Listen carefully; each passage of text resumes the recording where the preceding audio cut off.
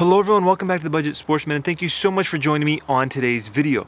I hope that you had a fantastic Christmas season, that you got to spend time with friends and family, and I hope that 2021 is starting off to be an excellent year for you.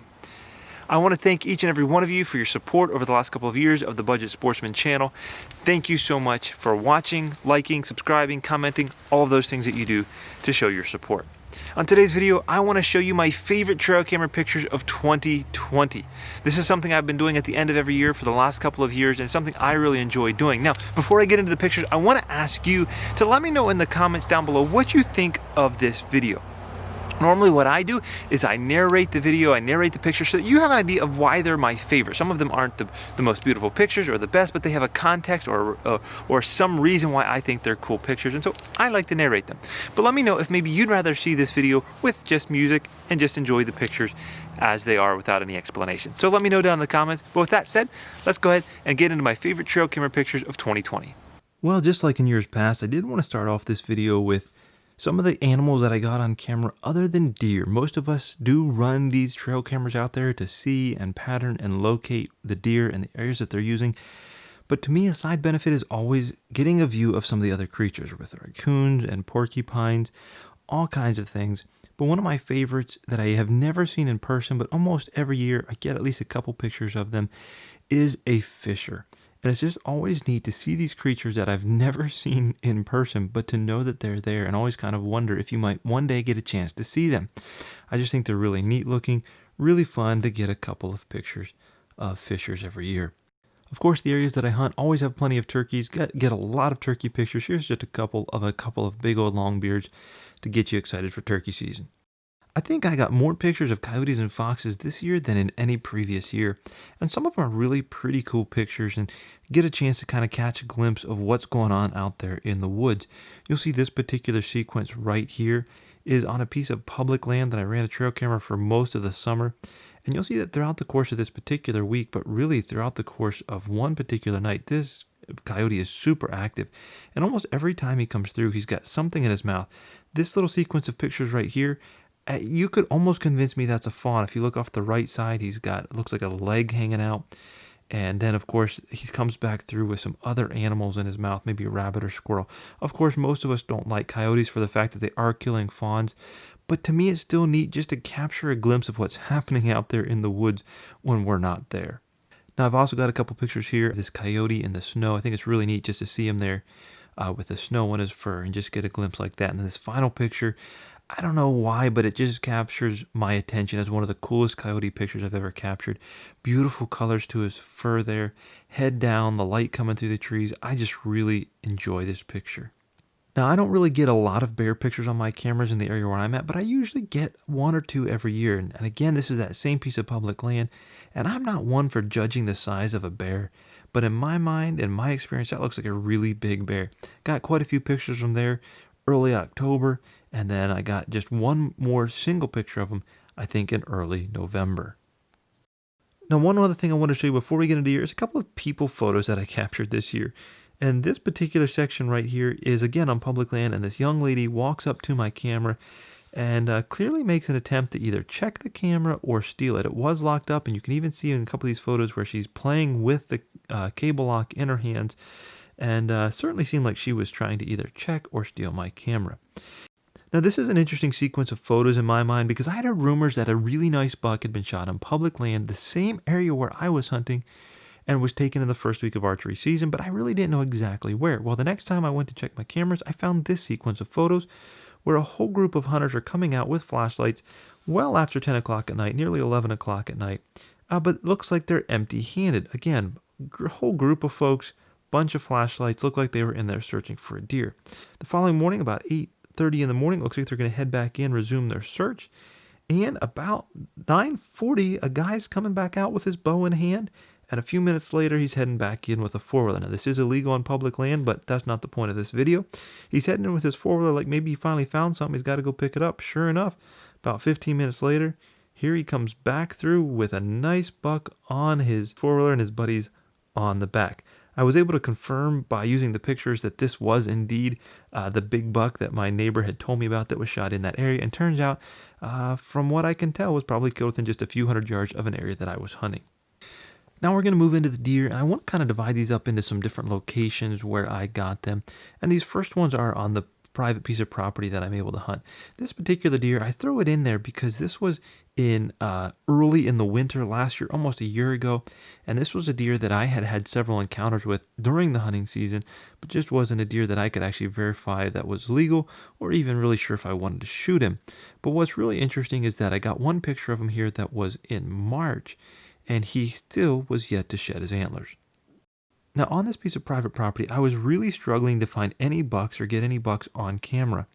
And this particular buck was the first halfway decent buck that I had on camera. You can see it's in August. And I was kind of like, okay, finally we have a good buck on camera. Scroll to the next picture, and you can see in the background of that picture that we actually have a legitimately nice buck show up on camera. This was a picture that I was actually really happy to capture because I actually had an encounter with this buck during rifle season. I didn't have a buck tag, and I just caught a glimpse of him, enough to see that it looked like he had an antler growing down over his face, but we had not had any pictures of him.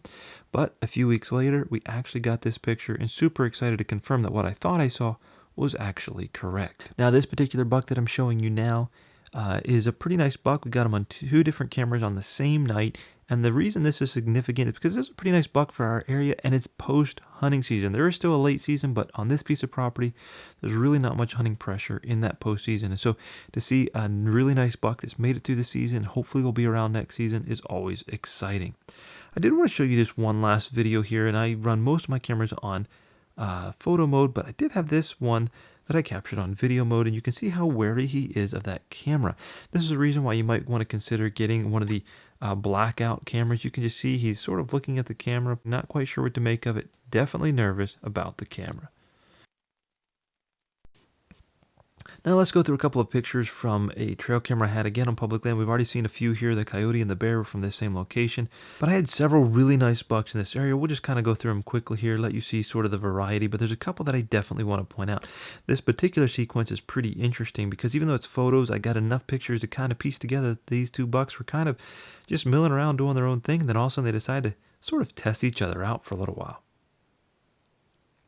Now, in one particular trail camera check of this camera, I got pretty excited because honestly, this is what I found. What looks to be a beautiful 10-point in velvet. This was back in August, just before these bucks were coming out of velvet. And this was an absolutely beautiful buck for our area. Gorgeous, gorgeous buck. In that same trail camera check, I also saw this buck. Only had really one good picture, and at first glance, I actually thought it was the same buck. But upon closer inspection, it clearly was not the same buck. This buck had taller tines than the first one. But this is the kind of buck that you see and gets you super excited to get into hunting season. Now this buck right here is a buck that I'm going to show you. I got on camera in a couple of different locations. We actually had an encounter with him. This was not the first pictures we got, but this is a beautiful, beautiful 7-point buck. And what I'm actually going to show you now is pictures that we got of him in a different location. And we actually hunted this location and had a couple of encounters with him. Came really, really close to killing this buck. Not myself, but a friend of mine came really close to killing this buck. Just quite wasn't able to get it done. But the intel from this camera actually put us in the right spot to have a couple of really good encounters with that buck. And then here's one more really, really nice buck I got on camera in that same location. Unfortunately, due to some camera issues, I wasn't able to run the camera for a really long period of time in this spot. But in just a couple of days, had some really nice bucks on camera in that spot. Now this camera is actually in the spot where I killed my buck this year, and what got me really excited. Now, a lot of the pictures in this area were in that time of daylight where there's not, it's not dark enough for the IR bulbs to come on, but it's just not quite bright enough to get good, clear pictures. But there are a lot of bucks that came through this area. If you'll watch the date and time here, you'll actually see that there's some times that within a 30-minute period, there was 4, 5, 6 bucks coming through the area. And that's something that'll get you really, really excited to get out there and hunt. Some beautiful bucks moving through a nice natural funnel that I hunted quite a bit this year. This buck, interestingly enough, is actually on October the 3rd. That was the opening day of archery season, and I was actually in a tree. Got to see him, got to film him a little bit, just didn't get a good shot opportunity. Now, instead of ending this video with pictures of big bucks, I'm actually going to end this video with pictures of does and fawns, because I think some of my favorite pictures of the entire year are actually not bucks. One of my favorite things is in the spring, seeing the fawns seeing their spots, seeing the pictures of them growing and developing throughout the summer. One of my favorite things. So just throwing a couple up pictures up here of the does and fawns. Now this picture right here kind of cracked me up. She's got that floppy ear thing going on, and I think somewhere on this picture should be a good 2020 caption. Now these pictures here is just something you just don't get to see every day. You look in the top right hand corner here, you're going to see a doe standing up on its totally hind legs, clearly trying to fight off a doe that's just barely in the frame there on the right side of the image. If we move forward to the next image, however, you get a little bit better look at what's actually going on, and these two deer are clearly having it out in a fight. Again, something you don't get to see but really need to capture on camera.